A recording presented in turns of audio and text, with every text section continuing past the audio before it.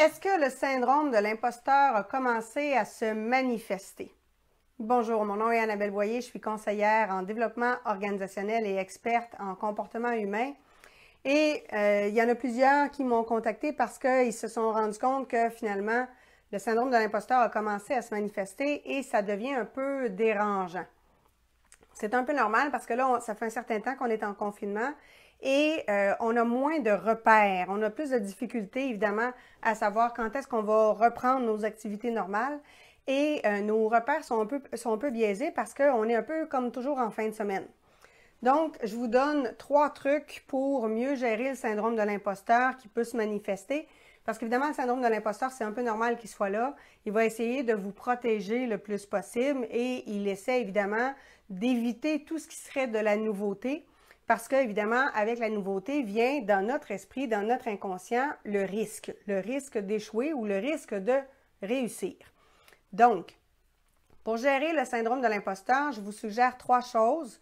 La première des choses, c'est de vous trouver un binôme. Donc, quelqu'un à qui vous allez faire une reddition de compte. Ça veut dire quelqu'un à qui vous allez annoncer les actions que vous allez entreprendre, à qui vous allez annoncer les résultats que vous souhaitez obtenir et comment vous allez faire pour obtenir ces résultats-là, et quelqu'un à qui vous allez donc rendre des comptes. Vous allez l'informer sur une base régulière à des moments prévus de l'avancement de vos travaux. Donc, vous ne faites pas juste dire quand je vais atteindre tel objectif, je vais te recontacter. Non, non.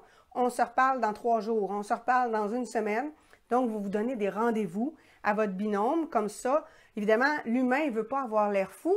Donc, pour justement ne pas avoir l'air fou avec son binôme, on a tendance à ce moment-là à se mettre en action. Souvent, il y a des gens qui vont se mettre en action la veille ou le matin même. C'est pas grave. L'idée, c'est que quand on a un binôme à qui on va faire une reddition de compte, à ce moment-là, on a plus tendance à avancer dans nos dossiers et dans nos objectifs. Donc, le premier truc, quand on veut réussir et qu'on a un syndrome de l'imposteur qui se manifeste fortement, c'est d'avoir un binôme, donc quelqu'un avec qui on va discuter de nos projets. Puis évidemment, il faut que ce soit quelqu'un qui est motivant, quelqu'un qui a de l'énergie, quelqu'un qui a aussi des projets. Parce qu'évidemment, si vous vous associez à quelqu'un qui n'a pas de projet, qui s'assoit chez lui et qui ne fait rien, bien, la personne ne vous motivera pas non plus et ne vous aidera pas dans les périodes un peu plus difficiles. Le deuxième truc, c'est de placer vos actions, vos moyens d'action dans votre agenda. Que ce soit dans votre agenda, dans votre ordinateur, que ce soit dans un agenda papier, comme dirait Patrick Leroux, ce qui n'est pas dans l'agenda ne se réalise pas. Donc, quand on a un syndrome de l'imposteur, c'est important de mettre dans l'agenda des petites plages horaires, pas 3 heures de temps sur un dossier. C'est certain qu'à ce moment-là, ça va vous écœurer avant même d'y aller. Quand je vous disais la semaine dernière que j'ai fait un horaire avec les enfants, c'est un horaire qui est aux demi-heures. Comme ça, ils ne font pas des mathématiques pendant 1h30, ils font des mathématiques pendant 30 minutes. Ils lisent un roman pendant 30 minutes. Ils font une formation en ligne pendant 30 minutes. Ils font de l'activité physique pendant 30 minutes. Ils font des sciences ou du monde contemporain pendant 30 minutes. Tout est en plage de 30 minutes. Comme ça, le cerveau a moins tendance à s'écœurer et dans les 2 cas, ils s'y mettent un chronomètre. Donc, ils savent exactement quand commencer, quand arrêter. Ils n'ont pas besoin de regarder l'heure. Ils ne sont pas déconcentrés à regarder l'heure.